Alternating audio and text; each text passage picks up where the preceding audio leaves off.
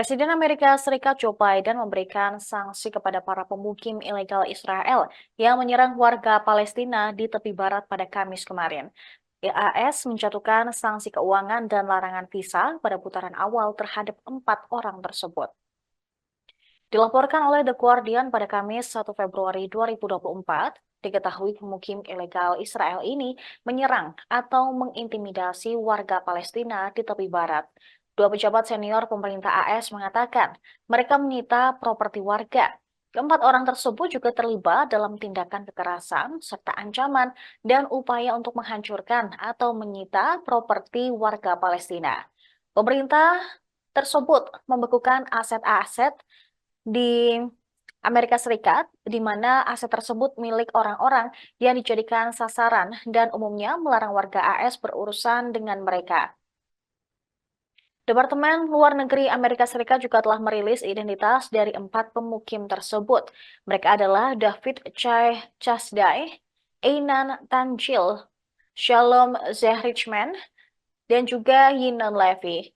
Departemen Luar Negeri AS mengatakan Chasdai memulai dan memimpin kerusuhan yang melibatkan pembakaran kendaraan dan bangunan, penyerangan terhadap warga sipil Palestina, dan menyebabkan kerusakan di properti di Huwara yang mengakibatkan kematian seorang warga sipil Palestina.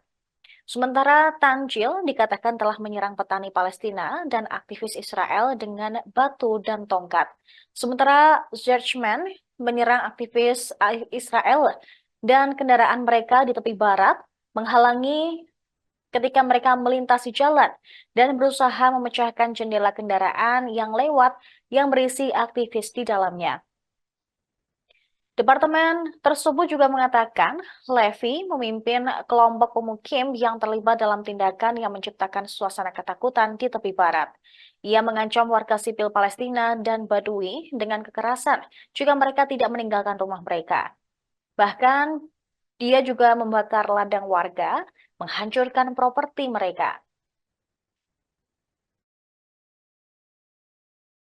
President Biden and Secretary Blinken have been clear that the levels of violence we have seen in the West Bank over the past few months are unacceptable. Violence in the West Bank surged to alarming levels in 2023. This includes unprecedented levels of violence by Israeli extremist settlers targeting Palestinians and their property, as well as violence by Palestinian extremist militants against Israeli civilians. Earlier today, the President issued a new executive order establishing U.S. authority to impose financial sanctions against foreign persons engaged in actions that threaten the peace, security, or stability of the West Bank.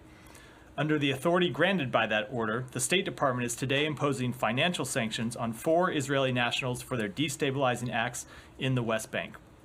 Today's action follows on the step we took in December to impose visa restrictions on dozens of individuals for contributing to violence and instability in the West Bank.